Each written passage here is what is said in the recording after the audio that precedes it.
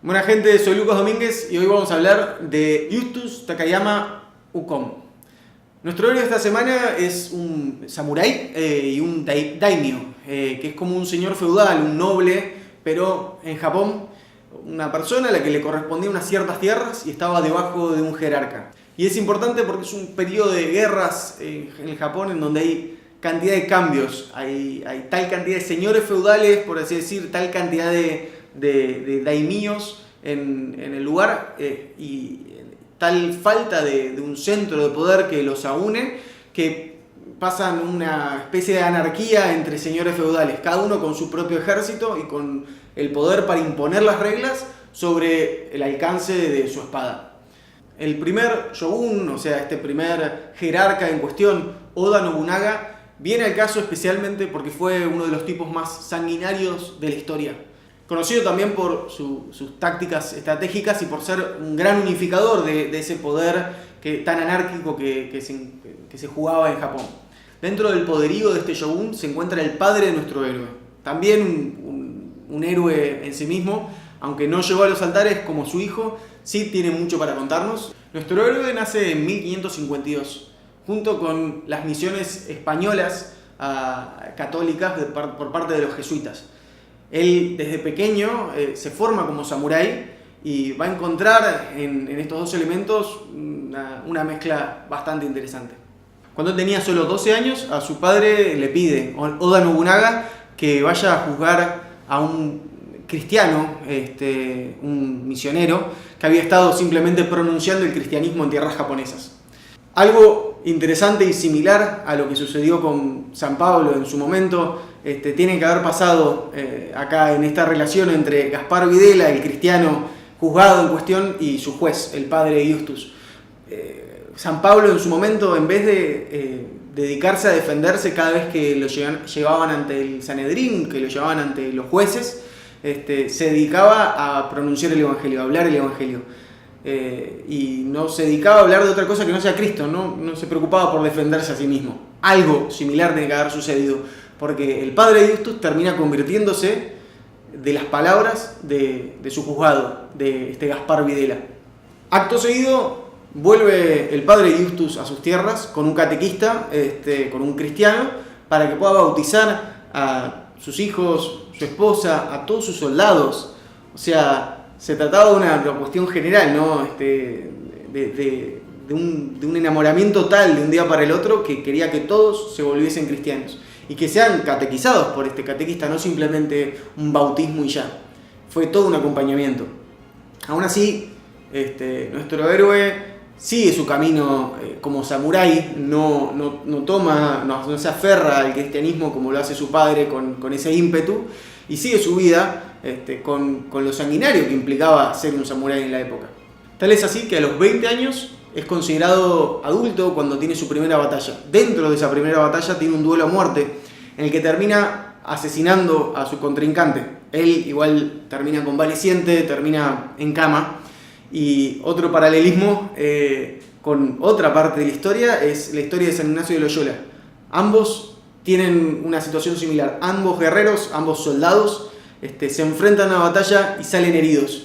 Y al tener tiempo para pensar, al tener tiempo para reflexionar en la convalecencia, tienen su momento de conversión.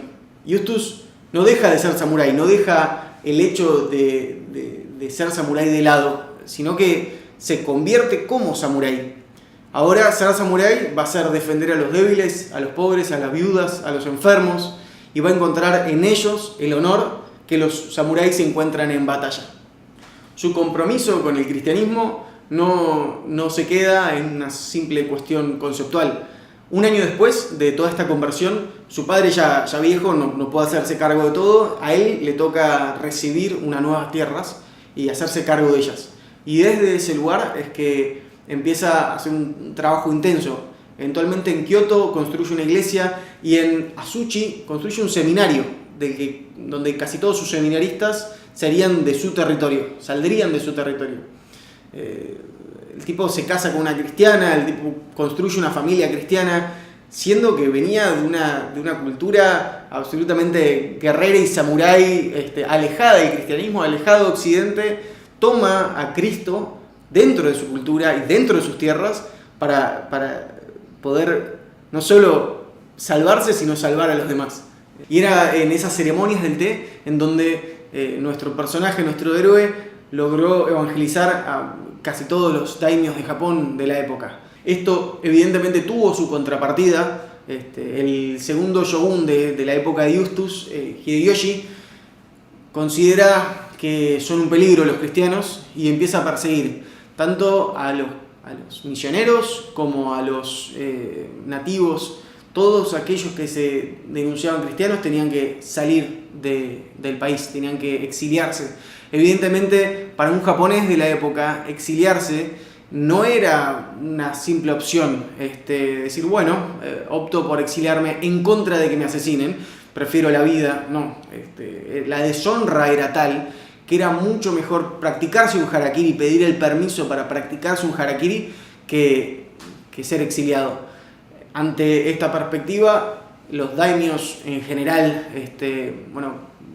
tiran su fe por la borda. Evidentemente no podían conciliar la opción de irse para seguir siendo cristianos, preferían quedarse en Japón. Nuestro personaje no, evidentemente encontraba la honra de otra manera, convertida y resucitada, si se quiere, por nuestro Señor. Podía verlo desde una perspectiva en donde su vida valía y donde la honra estaba en entregarse al Señor. En este contexto, nuestro héroe decide exiliarse y, sin embargo, el shogun en cuestión termina muriendo antes de que se concrete su plan. No fue mucho mejor después, porque Ieyasu, el tercer shogun en cuestión, toma el poder y es un tipo que se dedica a odiar a la iglesia mucho más que el anterior. La persecución a los cristianos se encrudece, empeora, y la decisión es directamente el asesinato, o sea, el martirio de nuestro héroe, toda su familia y todos sus seguidores, todos los seguidores de Cristo, ¿no?, bajo el amparo de Justus.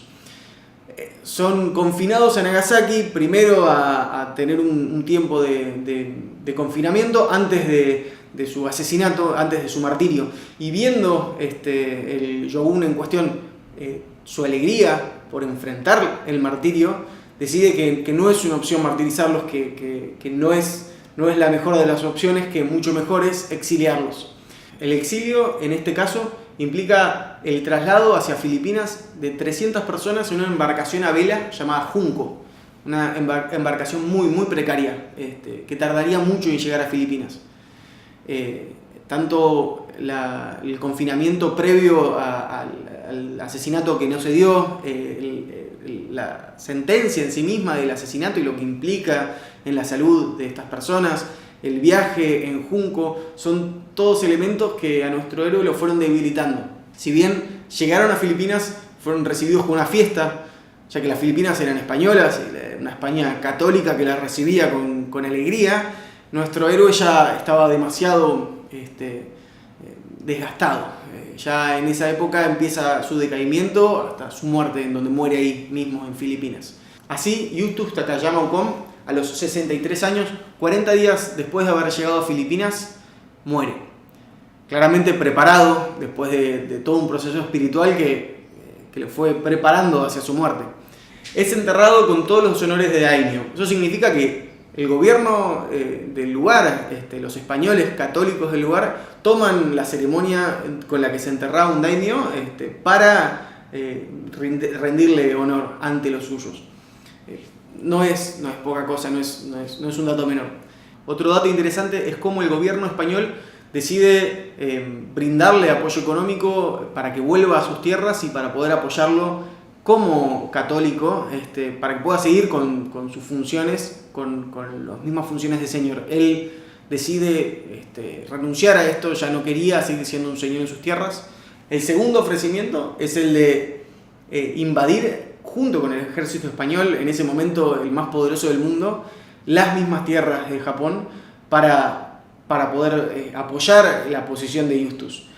Herramienta que también descarta, ¿no? Igual unos días después moriría, no le quedaría mucho tiempo, mucho margen al gobierno español para poder llevar estas acciones a cabo.